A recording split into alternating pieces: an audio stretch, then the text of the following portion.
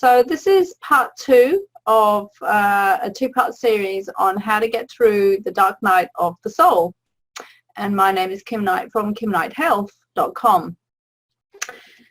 So I'm just going to give a quick recap, very brief recap of some of the points in part 1. But I do suggest that you look at part 1, which is on my YouTube channel, to watch that to get the real full picture of what we're talking about today.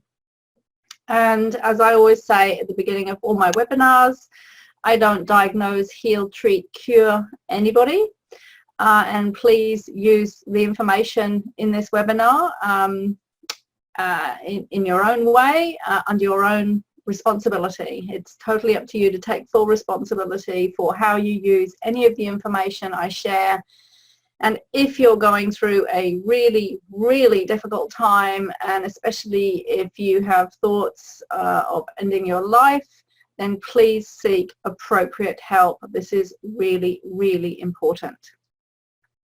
So last time we talked about what is a dark night of the soul and what is the difference between a dark night of the soul and the dark night of the senses, and what are the symptoms, why do we experience dark nights of the soul, what's really going on, the deeper lessons, and all of that is in part 1. And part 2 today is just going to be top tips for making it through.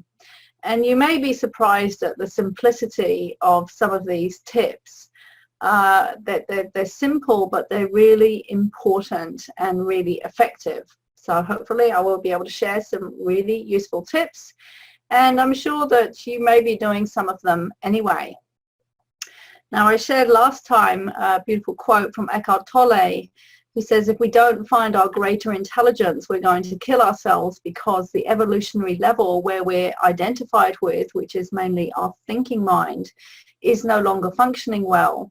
It has become destructive. And we've only got to look at the state of the planet today to see the truth of this. We are killing the planet, we are killing nature, we are killing ourselves. And we are now starting to wake up, and we absolutely have to wake up. And as I talked about in the Dark Night of the Soul part 1, a lot of what is happening when we're going through a dark night of the soul or senses is we are waking up.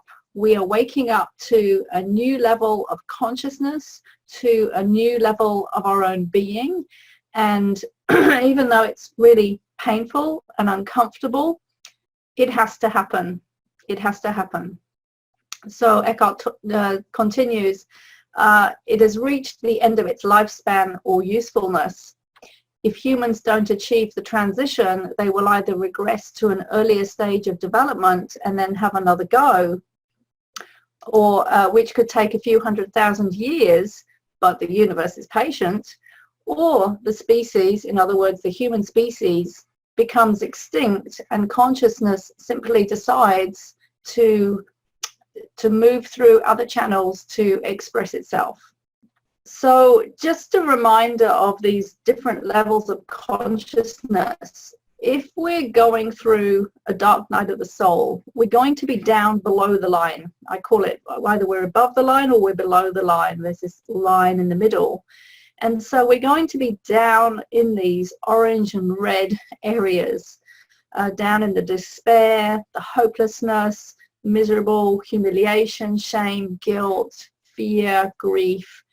Really, we're going to be in the bottom quarter of this diagram, and where we're meant to be is way above the line. And as I talked about last week, in fact, enlightenment, being in this top row here, is really where we should be. And that, for example, is where Eckhart Tolle sits. He's a self-realized being. And whilst most people think that just being happy is a good place to be, actually we're designed to be far beyond just happiness. And of course, percentage-wise on the planet, there's not a lot of people, percentage-wise in that place. But this is where we're headed. This is where the evolution of human consciousness is headed, and this is where we should be. So last time I talked about what is a dark night of the soul, and really, it's a very, very challenging life experience. Usually it's been going on, or it goes on for quite some time, and it tests us to the core, to the point where often we feel like I just can't go on. And this can happen for both a dark night of the soul and a dark night of the senses. It just tests our whole being to the very core. And often we just feel like we just can't go on, we want to give up. And some of the symptoms will be things like despair, hopelessness, confusion, fragility, depression, feeling alone, isolated, emotional ups and downs, even to the point where you just feel like you're going crazy, and even to the point where you may feel like life isn't worth living. And this is where we get to. And I've been in this place more than once, so I know what it feels like. And I also know how to get out of it, and how we can go beyond this. And the types of life situations which trigger these dark nights of the soul are things like health crises. It's very, very common for people to get very chronically ill, which triggers this sort of crisis. Financial crisis is a big one, because we need money to survive in our world, and if we don't have money, it makes life incredibly difficult, and then that brings up all our unresolved issues which we need to look at. Relationship crises, work crises, family crises. So in other words, life, right? Life happens, and then it triggers all the stuff inside of us which needs to be cleared or healed. And last time we looked at the deeper level of what's going on, developmental trauma, emotional trauma, spiritual evolution, human evolution, life lessons. So that's all in part 1, if you want to go and look at part 1. And we talked about spiritual awakening and spiritual emergencies, and what's happening at this deeper level of us, or you could say higher level. And we talked about the journey of the fool, which is the journey of the human being through life, and that's what the tarot is really about. It's about the fool's journey, and we are the fool, from unawareness to awareness, from Maya and illusion to self-awareness, self-consciousness, and ultimately self-realization, and operating at a much higher level of self-consciousness. And I also talked about the difference between the dark night of the soul and the dark night of the senses, and how the dark night of the soul it brings us to a point where we absolutely surrender to the divine. And there are many different words for the divine, you know, God, source, divinity, many different, you know, Allah, many different words. But ultimately we come to this place where it is thy will be done, not mine. And this is where we have to get to evolve to this higher level of consciousness. So what we're going to do now is look at part 2, solutions.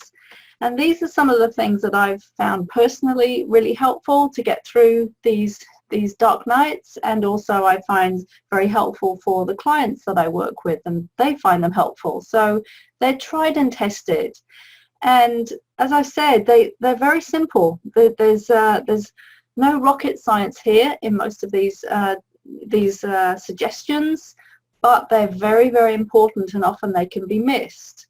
So I'm going to go through just a few of my top tips, and they're in no particular order, really, but I just had to start somewhere, so let's go. So first of all, we have to acknowledge and accept what is. Now, often what can happen when we're going through a really difficult time, and it could be just something that happens in our daily life, or it could be a big ongoing issue, but what often happens is that we resist. We resist what is happening. So we resist the financial pressure, you know, and how that makes us feel. We resist losing our job. We resist maybe somebody died. We resist a relationship breaking up. There is this internal resistance. And there's a lovely saying, whatever we resist persists. And another saying, stress is resisting what is. So the first thing that we need to do is we need to acknowledge what is going on and accept the reality, because reality is reality, and the more we resist reality, the more resistance is created and the more stress and pain and emotions are created. So it's very, very useful to just really consciously accept what is. And usually then that will allow us to process some emotions, but it will also bring relief. As soon as we accept what is, and if you have an issue right now that's going on for your life, if you tune into your body and think, well, how much am I resisting this and feeling frustrated? Because usually it's frustration is one of the main emotions we feel when we resist a situation. If you tune in and ask yourself, well, how much am I resisting the reality of what is going on? And how would it be if just for this moment I was to accept the reality of what is going on? And just notice inside of you what changes, because there will be a shift. There's like a lightening of the load, something drops off our shoulders. And even though we've still got to deal with that situation, we're not fighting anymore. So this is really important, and it's a mental shift which brings an emotional shift, but also a physiological shift inside our body, because everything is connected. Our spirit, our mind, our emotions, our physical body, they are all one, they are all interconnected, and when we make a shift on one level, it's going to affect all those other levels simultaneously. The next thing to remember, which is often quite hard to remember when we're in a difficult situation, is that everything changes. And as the lovely saying goes, this too shall pass. Often when we're in a really difficult situation, and especially if we're depressed and in a really dark space, it feels like that situation is going to continue forever. It will never end. It's like there's no light at the end of the tunnel. And we can get very, very trapped in that place and feel trapped. And then all the negative emotions that come with that, such as despair and hopelessness. But we have to remember that we live in a universe where the only constant is change. And even if we don't believe it right now, and we don't see a solution right now, and we don't see light at the end of the tunnel yet, we have to remember that everything changes. So it's really useful to even just put a post-it note up, and we have to literally remind ourselves, this too shall pass. Because when we're really stuck in a really down place, we forget this. We're just stuck in that place, and it feels like that place is going to continue forever. But it doesn't. So remind yourself, this too shall pass. Also, remind yourself that there is a much bigger picture. We tend to get really trapped in our mind, and this is why Eckhart Tolle is saying it's so important. We've got to get out of our mind and stop this thinking mind, because it is such a it just brings us into a lot of trouble, and it gets us really stuck. So when we think of things from a much, much bigger soul perspective, and I talked about that in part 1 of this series, when we think of things from this bigger perspective of the bigger meaning of life, the bigger meaning of our life, maybe the karmic ramifications of what is going on. So I'm just 1 second, I'm just going to get out and turn off Facebook because it's making lots of noises. Apologies. Come back. Right. Yeah. So when we remember that we are a spiritual being having a human experience rather than just a human being being a human being, and we look at the much, much bigger picture of what our lives are about and what our life purpose is about, and what we've come here to do, what we've come here to learn, what we've come here to let go of, what we've come here to transform. And this bigger soul perspective, this bigger meaning to what may be going on, even if we don't understand it yet, that seems to, the putting in perspective also can bring us huge relief. And often I remember, you know, sometimes when I've been going through a really, really hard time, and then I see somebody write something like, you know, well, what is that thing called where there's something astrological going on and it makes everything difficult. I can't remember what the name of it is, but often we can hear, oh, there was something going on astrologically with the planets, and that made things difficult. So, you know, it's like, oh, okay, well, that makes me feel relieved that it's not just me, it's maybe happening to other people. There's something going on at a universal level rather than just a personal level, and I'm just a part of this universal picture. And so there's this much, much bigger picture. So if we can hold this bigger picture in mind, which sometimes we forget to do when we're wrapped up in our own turmoil and we just go inside into our mind and just get really trapped inside, if we can open up and remember this bigger picture, then it puts things into perspective, and it brings some comfort. Even though we're going through a really difficult time, it can bring comfort. The next thing to remember is that in order to break through, we have to break down. So if a building is going to be built on a site where there's an old building, that old building has to be demolished first in order to make space for the new building.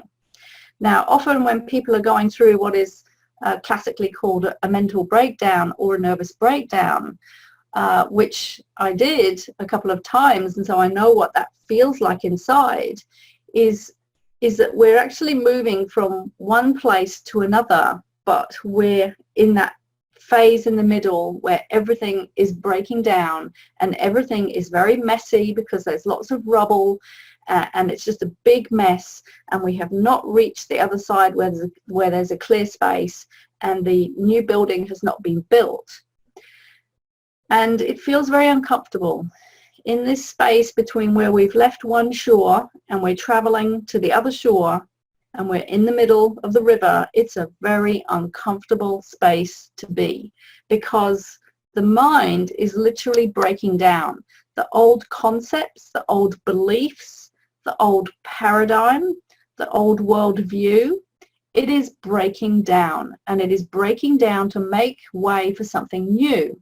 Now, literally in our brain, that means our neural pathways are being completely reorganized. And it's a very uncomfortable place to be, because the mind doesn't have anything to grasp onto. It's like the old ways are being disintegrated, they're going, but the new way hasn't really come in yet, and it's a very uncomfortable place to be for the mind. The body doesn't worry so much, the soul isn't worried at all, but the mind doesn't like it. It doesn't like this change. But if we can be aware that this may be happening, and sometimes it's hard to know until we come out the other side, but if we can hold it as a possibility that maybe there's some sort of mental breakdown going on, and actually this may be a positive thing, that can also bring a huge amount of comfort, right? And we go, oh, okay, that's happening. So the first time that happened to me, it took me 7 years to understand what had really happened. So I was in hospital, lying in bed, just going into this deep, dark hole. Everything was disintegrating.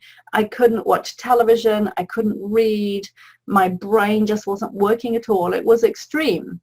And it took me 7 years to work out that that was what is called a mental breakdown.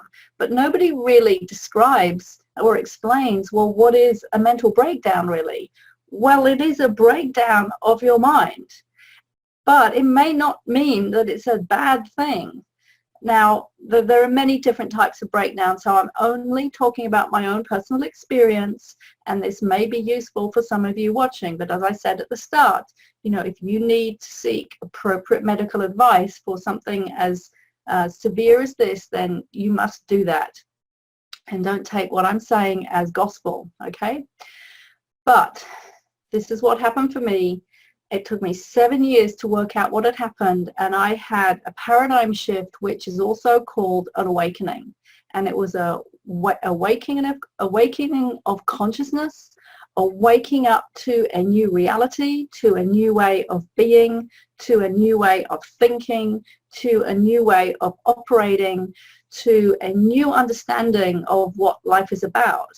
And these breakthroughs, they continue as we evolve as a human being, right? So I had some more minor ones after that, but because I knew what was going on, it helped me to get through. I didn't get trapped in the fear, because it can be very scary when our mind feels like it's disintegrating. But if we know it's happening, there's a part of us that is the witness that can watch it happening and be accepting of it happening at the same time that it is happening, and we can get through. And some of the tips that I'm going to be sharing coming up are some of the tips that really help us to get through these really difficult times. So one of the things that is absolutely paramount, and is what Eckhart Tolle talks about all the time. It's one of the cruxes of his teachings, is presence, the power of presence, which means being in the present moment. Now, one of the things that the mind does is that it goes into the past or it goes into the future. Now, if it goes into the past, usually the type of emotions that are coming up are things like sadness, grief, resentment, anger, because we're thinking about things that happened in the past and we haven't let go of them. We haven't moved through them. We haven't cleared them. And so we keep re-triggering those emotions inside of us. And so there's this vicious circle or cycle of thoughts and emotions, thoughts and emotions, thoughts and emotions. And then we move down that chart of consciousness that I showed earlier. So that's going into the past. When we go into the future, usually what we're doing is we have a mind habit of worry and also fear. And what we're doing is we're expecting usually the worst potential outcome. So there's a lovely quote, if I can remember: worry is mentally rehearsing what you don't want to happen, right? So that's what worry is. And it triggers fear inside the body. And it triggers a survival fear, a fight, flight, freeze, survival fear inside the body. It puts the body into a physiological state of stress, where physiologically at a fundamental level our body fears or is afraid that it won't survive, that it won't live. And so we constantly have adrenaline and cortisol and these adrenal hormones flowing through us as we're living in this state of fear and worry. And then that all impacts on our physiology, and it impacts, for example, on our digestion, and we can't digest our food properly, and then we start getting things like irritable bowel and digestive issues and Crohn's and whatever, heaps of digestive issues. And we just affect every cell in our body in a negative way, physiologically and physically. So that is a mind habit of worry. And worry is not an emotion, it's a mind habit. And it is expecting the worst possible outcome. And it is a habit that we've trained ourselves into unconsciously. And I really feel that, I'm not going to go into the detail of it now, but one of the reasons that we've trained ourselves into this unconscious worry habit is because we're trying to protect ourselves at an unconscious level, and that goes back to all the traumas and stresses that we've had in our life that we're trying to protect ourselves from re-experiencing.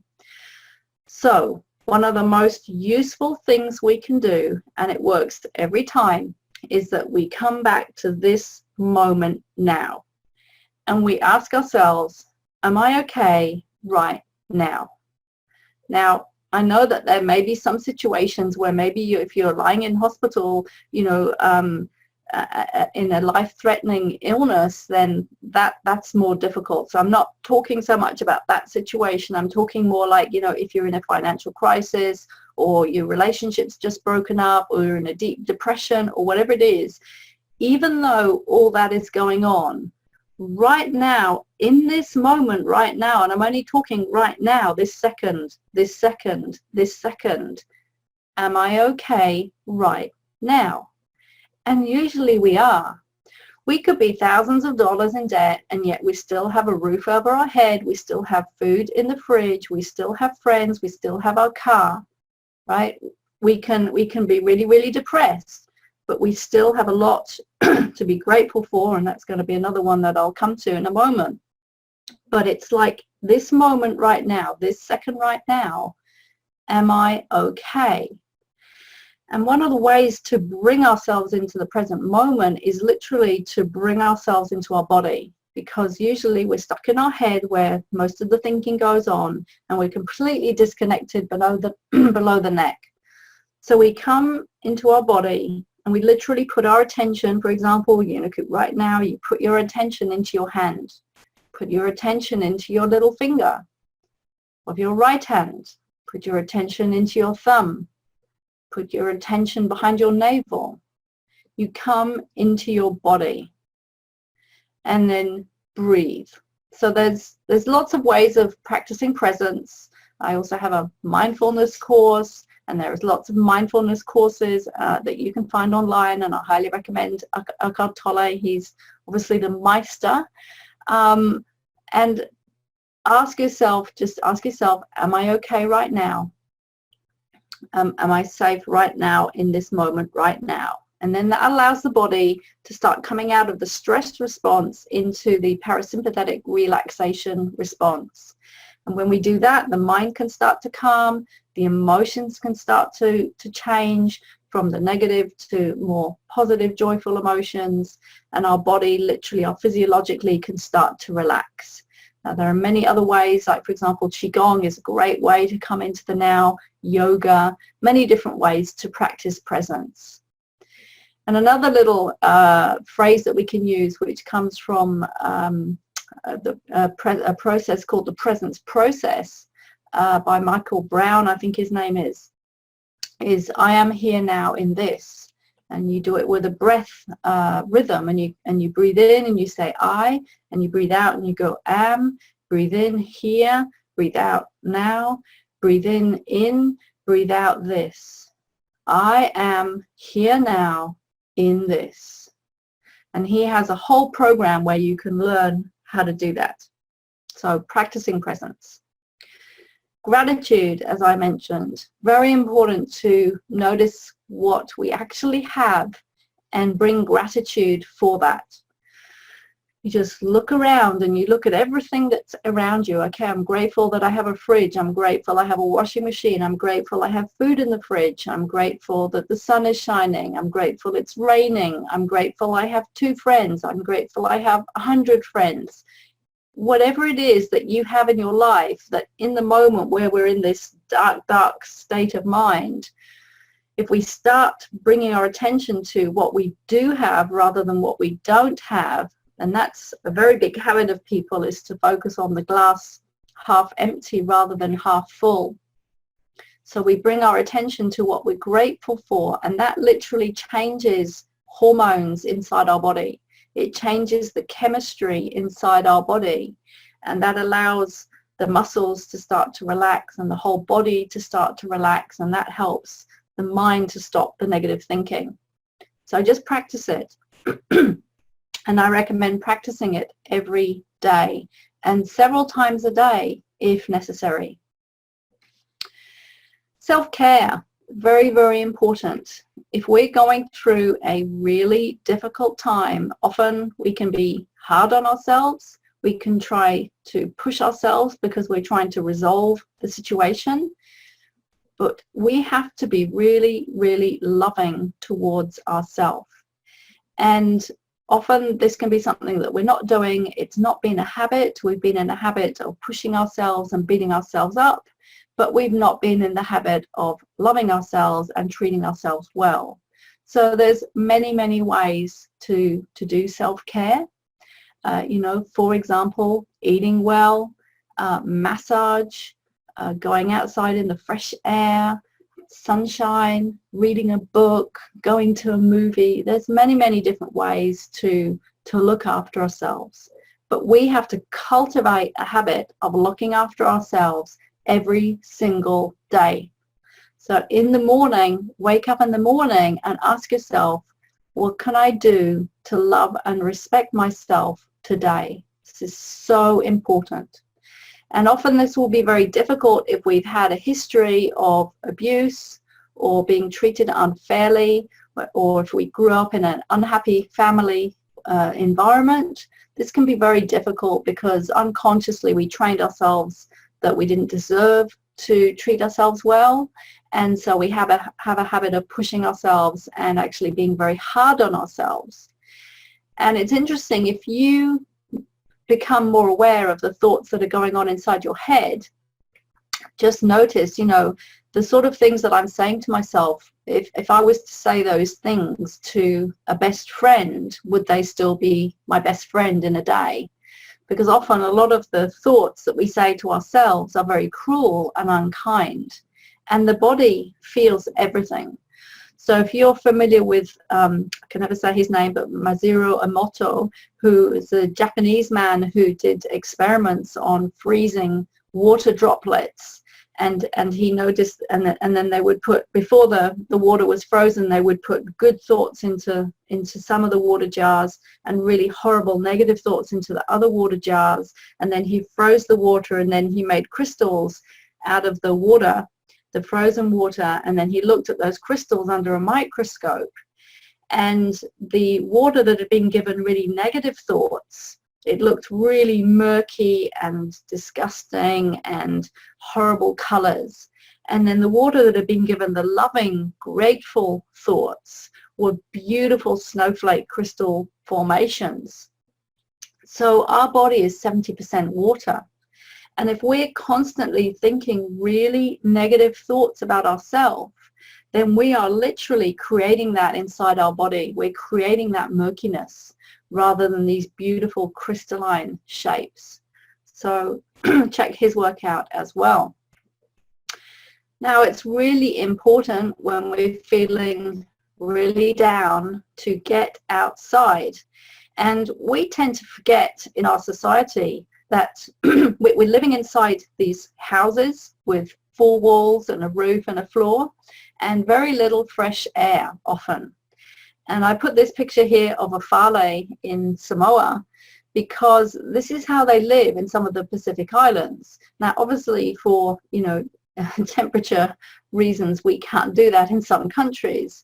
But I went to Samoa 20 years ago, and I was amazed at, how different their culture is, how much more connected they are, and they're connected to nature, and they live much more in harmony with nature. And that's because their houses literally look like this. They have the roof, they have some poles, they have a floor, and then they have lots of fresh air. Now, some of them do have some blinds that come down, but basically, during the day, the blinds will be lifted, and they'll be living in nature with lots of fresh air. And I don't know about you, but I can be indoors and I'll be looking outside, and it'll look like a lovely day, and my body will be screaming at me to go outside, but often I'll just stay sitting working because I'm working. But as soon as I go outside and that fresh air hits me and the sunshine hits me, my body feels completely different. It totally lifts our mood. The body responds in a very positive way. It relaxes. Everything changes for the better. But we live a life where most of the time in our Western society, in our so-called developed first world society, we spend a lot of our time indoors, whether it's in our home or whether it's in an office. Now, it's even worse for people who live in really dense cities, and I come from London originally, where you're just on the, 20th, 50th floor of some air-conditioned building where you can't even open a window to get any fresh air. There's no plants in there giving off, oxygen and taking in the carbon dioxide. It is so unhealthy. We have to get outside into fresh air. And I feel very sorry for people in some of these cities, like in China, where they have these apps on their phone telling them whether it's even safe to go outside into the fresh air, because there is no fresh air sometimes. It is that polluted that sometimes They cannot go outside for days. So make the most of your fresh air if you have it. Now, changing tack slightly, becoming emotionally literate. We must become aware of how we're feeling and how to process our emotions, because toxic emotions in the body create unhappiness and then they create illness. And I know this because this was my experience. It was why I created depression and why I created chronic fatigue and why I was unable to work for 10 years. And a lot of the way out of it, out of these situations, and actually out of other chronic conditions as well that I experienced, like asthma and allergies and back problems, it was all to do with emotions. And of course that means it's all to do with the situations that created those emotions in the first place.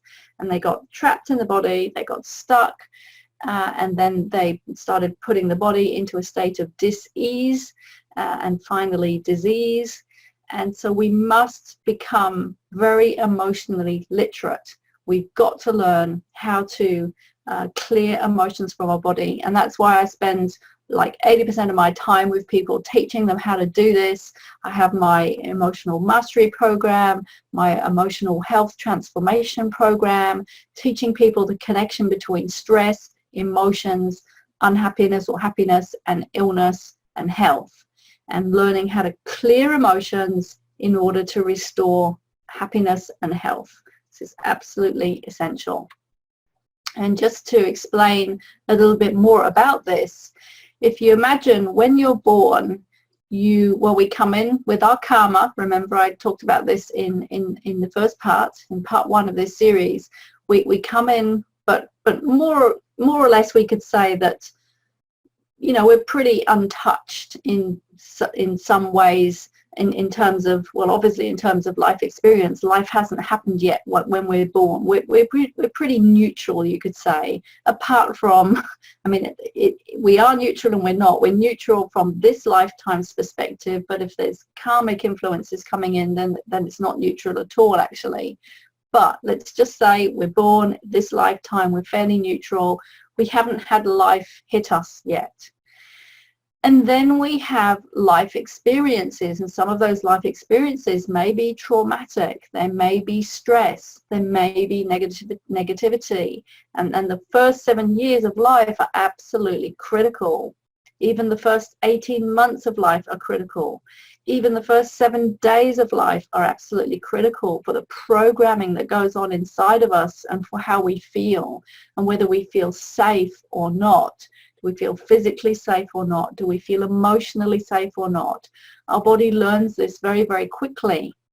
And then what happens is every time we have a situation where our body produces negative emotions like fear, shame, guilt, anger, frustration, disappointment, loneliness, isolation, every time that happens and it's not cleared, it just gets stored in the body and we create these layers. Layer after layer after layer, like an onion. And then we end up outside the layers, if you like, as a grown person, and we have all these layers inside of us, but we're no longer our pure, authentic self. And we have all this emotion stuck inside of us. So our work on healing is to clear and peel away these layers. And this can take time. This isn't something that happens overnight. We just have to do it one step at a time. So it's really important when we're doing this emotional clearing work to be really patient, because it isn't going to happen overnight. And this is one of the biggest myths of people coming for help for health issues, whether it's more of a mental issue such as depression, or whether it's a physical chronic health issue. People tend to think, oh, I'm just going to have this changed overnight. Well, in my experience, that's unlikely. It's unrealistic because there are so many layers to go through.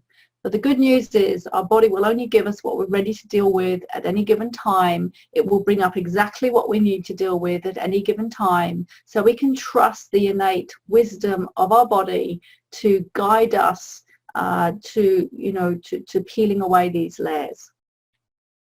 Now, back to what, helping ourselves feel better when we're going through these dark nights of the soul. Very important to lift our spirits. I remember when I met my first Qigong teacher, and later I was in a class, and he was talking about when he meets somebody, and this is apparently what the ancient Chinese masters used to do as well, is that they would look in your eyes and check, do you still have light or spirit in your eyes? Because that is what is going to keep us going.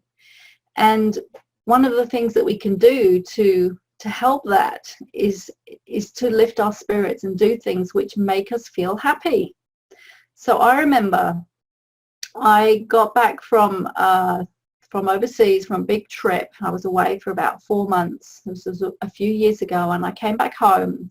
And it's always quite a shock, to the system when you come back from a big trip where you've been away for some time. You have to reintegrate back into your environment. And my cat was very, very sick, and she was dying, and she was, the equivalent of a child to me in this lifetime, because I haven't had children, and we had a very special bond. And so it was very devastating to come back to her being very sick and taking care of her. And the mixture of coming back and reintegrating back into my normal life and looking after my sick cat, and I was triggered into quite a deep depression. And I remember my teacher's words, do things that lift your spirits. And so I asked myself, what will lift my spirits in this situation? What can I do to make myself feel better? Now, of course, yes, I can process the emotions and this, the sadness under the depression and all that sort of stuff, but I needed to do something to lift my spirits as well. And so I decided that I wanted to get a DVD to watch. And so I went to the shop, and I actually got a whole series of a program. And every day I would watch one of those episodes, or maybe more than one episode, because it was something I could look forward to. It was something fun. It made me laugh. It made me forget my worries for a while. And it really helped me get through that difficult time. Now, I'm not saying that's the only thing we do, but it's very, very helpful. And often when we're in a really difficult time of our life, we're just so focused on what isn't working and everything being so bad and so difficult, we forget to have fun. So remember to have fun, and also very importantly, remember to be with friends. Even if there's only a few friends, even if it's only over the phone, make that connection. Now, another thing which may sound a little bit strange is focusing on the mundane. And this is particularly useful if we're in like a really frazzled, anxious state, if we're going through these mental breakdowns, is just focus on doing things that are just really easy to do, like making a meal, doing the washing, doing the dishes, doing the vacuuming, just really simple tasks. This can really help us to come back into the present moment and to calm our mind. And if you're in that place where just everything is falling apart, and you try this, you will know what I mean by how it can really, really help just to do the mundane. Very importantly, breathe. When we're stuck in a lot of emotional trauma and stress, we forget to breathe consciously. Well, most of the time people are not breathing consciously anyway. But for example, if we have anger and resentment, or even depression, in the 5 elemental cycle in Chinese medicine, if we take the lungs, which are metal, if you imagine that metal is an axe, and the wood over here, the anger, the resentment, is wood. Metal chops wood. Now the lungs are to do with breathing. So if you breathe deeply from the abdomen and you learn some really deep breathing techniques, that will help get through the anger, can help calm anger. It can help move depression, because depression is often stuck energy in the liver, in this wood element. So learn to breathe. Breathing also brings us into the present moment. Abdominal breathing, for example, brings us into the present moment. Very importantly, I feel, is to develop and cultivate spiritual practices, whether that's meditation, yoga, qigong, whatever that is. There's hundreds, thousands of practices. But, you know, and I've spoken with friends about this, and I know for myself that if I do my spiritual practices every day, I stay sane. It helps me through. It helps me through the dark times, the difficult times.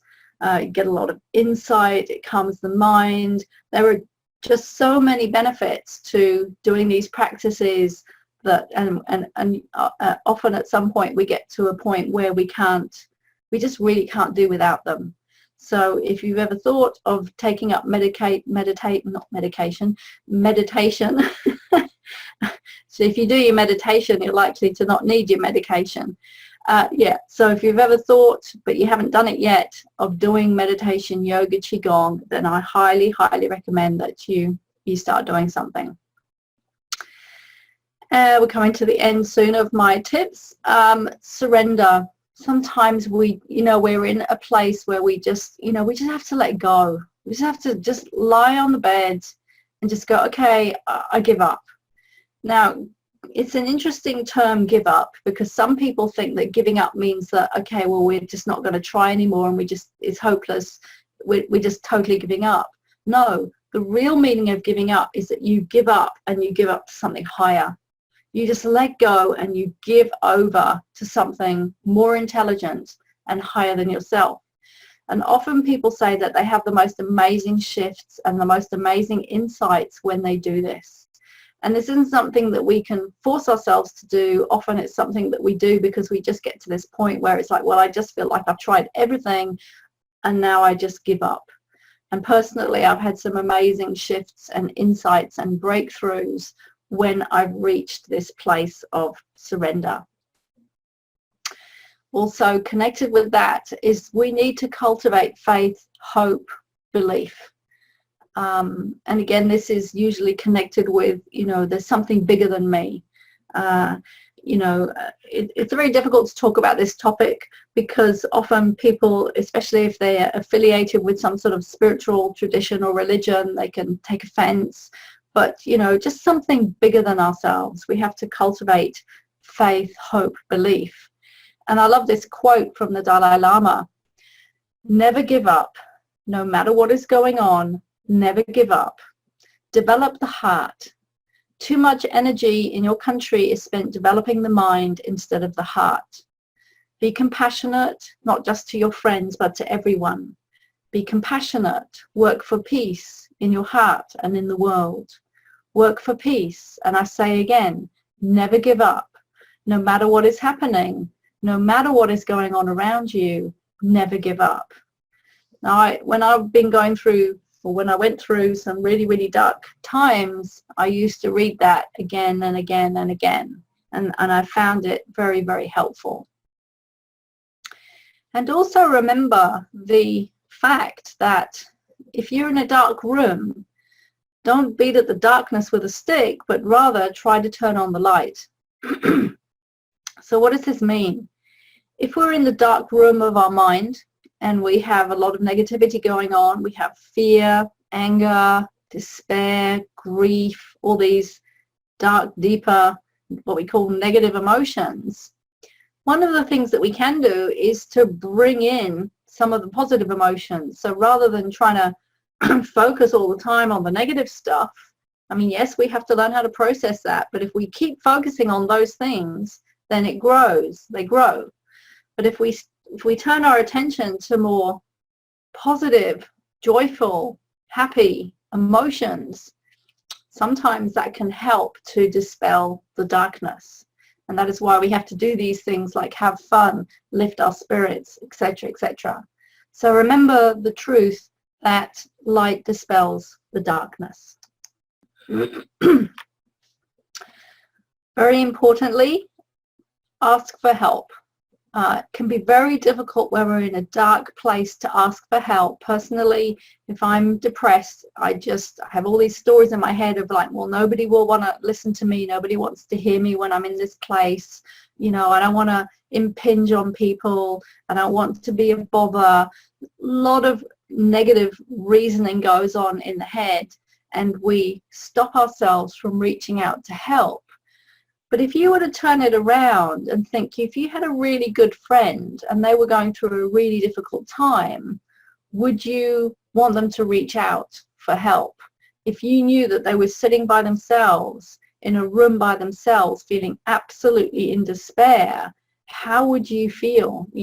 And probably your heart would feel like, gosh, I want to open up my heart and help them, and I want to reach out and help them. So we have to remind ourselves of, you know, what would it be like if the shoe was on the other foot? And that can sometimes help us to pick up the phone, to ring that friend and to ask for help, or whatever, you know, whoever we're asking for help from. Very, very important to be honest and not be ashamed. Not be ashamed that you're going through a really, really difficult time. There's no shame. Everybody goes through these difficult times, although it seems to me that some people go through more difficult times than others. And if necessary, we need professional help. We all need help, whether it's from a friend or from a professional. You know, sometimes we just need to ask a professional for help, and there's no shame in this. So I hope this has been useful.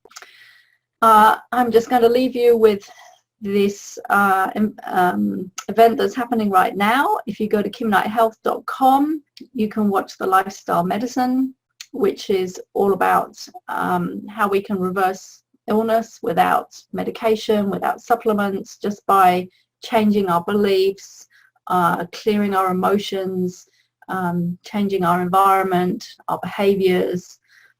This is the new medicine that is emerging on the planet today, and I'm very happy to be part of it.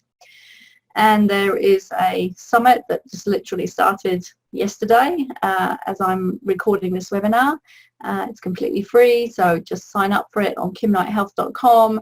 Lots of really, really interesting speakers talking about this huge change in medicine, which is taking over the planet, and in another, I don't know, 20, 30, 50 years, things will look very different, I'm sure, and I hope. So thank you for joining me today. I hope this has been useful, and if you want to check out the music that I was playing at the start, that was REM, Everybody Hurts Sometime. So wishing you all the best getting through your dark nights of the senses and dark nights of the soul. Remember, never give up. There is always hope. There is many ways to get through, and you can get through. Bye-bye.